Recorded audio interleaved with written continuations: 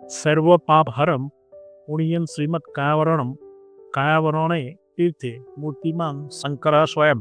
શિવ પુરાણની શતરુદ્ર સંહિતામાં ભગવાન શિવજી સ્વયં બ્રહ્માજીને કહે છે, વરાહ કલ્પના 7મા મન્વંતસા 28મા દ્રાપરમાં જ્યારે પરાશરના પુત્ર રૂપે ઉત્પન્ન થઈને વાસુદેવ કહેવાશે, એ જ સમયે હું પણ લોકોને આશ્ચર્યમાં નાખવા માટે યોગમાયાના પ્રભાવથી બ્રહ્મચારીનું શરીર ધારણ કરીને પ્રગટ થઈશ. પૃથ્વી ઉપર પડેલ અવિચ્છિન્ન શરીરમાં યોગમાયાનો આશ્ચર્ય લઈ પ્રગટ થઈશ. આ શરીરમાં મારું નામ લકુલિશ થશે. મારા અવતારનું સિદ્ધક્ષેત્ર કાયાવરણ તરીકે પ્રસિદ્ધ થશે. આ અવતારમાં 4 શિષ્યો હશે. એમના નામ કૌશિક, ગાર્ગર્ય, મૈત્રેય અને કુરુસ હશે.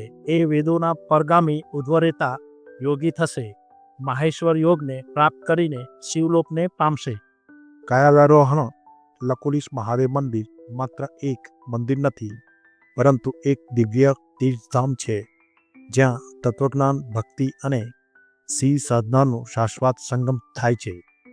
જે ભક્તો શિવ તત્વને પ્રાપ્ત કરવા માંગે છે, તેમના માટે કાયાવરણ એક પવિત્ર યાત્રાધામ છે.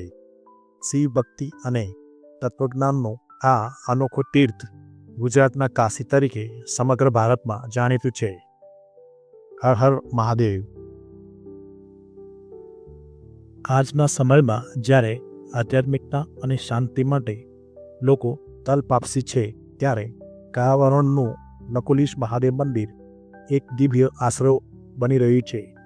વડોદરા અને આસપાસના શ્રદ્ધાળુઓ માટે આ મંદિર આધ્યાત્મ અને શિવ ભક્તિનું પ્રેરણા સ્થાન છે. પ્રવાસી દ્રષ્ટિએ અહીં આવતા યાત્રાળુઓ માટે વિશિષ્ટ શિવ ધ્યાન અને યોગ શિબિરો પણ આયોજિત થાય છે. પાશુપત સંપ્રદાયને અનુસરીને શિવ તત્વની અનુભૂતિ માટે કાયાવરણ એક પવિત્ર યાત્રાધામ બની રહ્યું છે. ભગવાન લકુલિશ અને કાયાવરણ ભારતના 68 તીર્થમાં જેની ગણના થાય છે, તે શિવજીનું સિદ્ધક્ષેત્ર ગુજરાતનું કાશી કાયાવરણ તરીકે જાણીતું છે. વડોદરા જિલ્લામાં નેશનલ હાઈવે નંબર 48 ઓર ગામથી પૂર્વમાં 9 કિલોમીટર દૂર, નર્મદા નદીથી 25 કિલોમીટર નજીક અને જે ક્ષેત્રમાં ભૃગુ, અત્રિ, દુર્વાસા, વિશ્વામિત્ર ઋષિ તથા ગુરુ દત્તાત્રેય, વેદવ્યાસજી, સુખદેવજી, કુબેરજી વગેરે પુરુષો અને તપસ્વીઓના નામ જોડાયેલા છે, ત્યાં ભગવાન શિવજીએ સ્વયં માનવ રૂપ પ્રગટાવી કાયાનું અવરોહણ આ તીર્થનું મહામત્ય વધારેલ છે.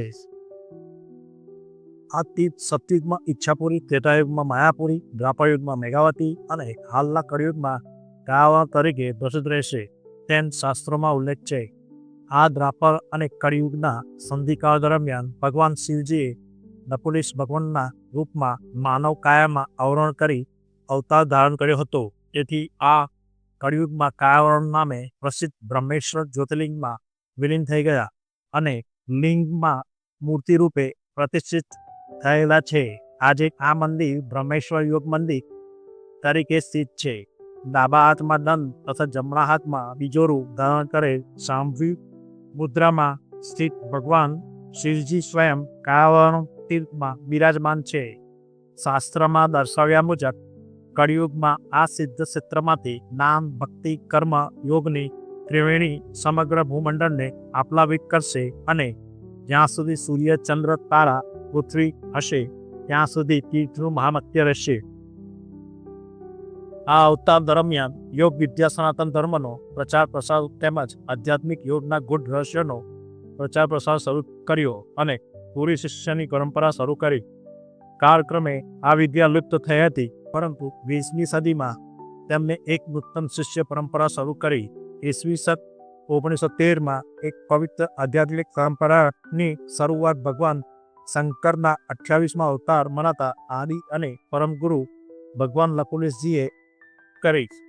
આ દેવ ગુરુએ પોતાના કૃપાપાત્ર શિષ્ય સ્વામી પ્રણવાનંદજીને પરમ પવિત્ર તીર્થધામ હરિદ્વારમાં યોગ દીક્ષા આપી દિવ્ય યોગનું ગૂઢ રહસ્ય સમજાવ્યું. આ પરંપરામાં બીજા ક્રમે સ્વામી પ્રણવાનંદજી ગુરુપદે ગણા સ્વામીના શિષ્ય કૃપાલવાનંદજીને આપ્યું. સ્વામી કૃપાલવાનંદજીએ 40 વર્ષ જેટલા લાંબા સંન્યાસ અને સાધના કાળ દરમિયાન આદર્શ શિષ્ય સાથે અત્યંત નિષ્ઠાપૂર્વક યોગ સાધના કરી તેમજ ઘણા વર્ષો સુધી જેનું પાલન કર્યું, તેમના પોતાના દેવી ગુરુના આદેશ પ્રમાણે એમને કાયાવરણમાં એક નૂતન મંદિરનું નિર્માણ કરાવી તેમાં ભગવાન લકુલિશની મૂર્તિની પ્રાણ પ્રતિષ્ઠા કરીને આ પ્રાચીન તીર્થનો પુનરુદ્ધાર કર્યો. આ રીતે ગુરુનો આદેશ થતાં એમને ભારતીય સનાતન સંસ્કૃતિ પુનરુત્થાન અર્થે ભારતમાં તેમજ વિશ્વના અન્ય અનેક દેશોમાં ધાર્મિક આધ્યાત્મિક સિદ્ધાંતોનો પ્રચાર પ્રસાર કર્યો.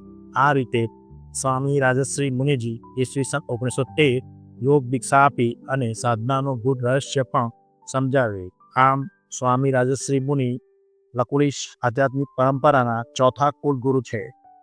શિવ ભક્તો માટે કાયાવરણ સાધના માટે પ્રેરક કેન્દ્ર છે. અહીં વર્ષભર યોગ અને તપસ્યા માટે અનેક સાધકો આવે છે. શ્રાવણ મહિનાના સોમવારો અને મહાશિવરાત્રિ વિશેષ મહત્વ ધરાવે છે. શ્રાવણ મહિનામાં લાખો ભક્તો ગંગાજળ સાથે કાયાવરણમાં આવે છે અને શિવને અભિષેક આપે છે. મહાશિવરાત્રિ નિમિત્તે આખી રાત શિવ ભક્તિ અને જાગરણ યોજાય છે. અખંડ ધૂન અને રુદ્રાભિષેક દ્વારા ભક્તો ભગવાન શિવને પ્રસન્ન કરે છે.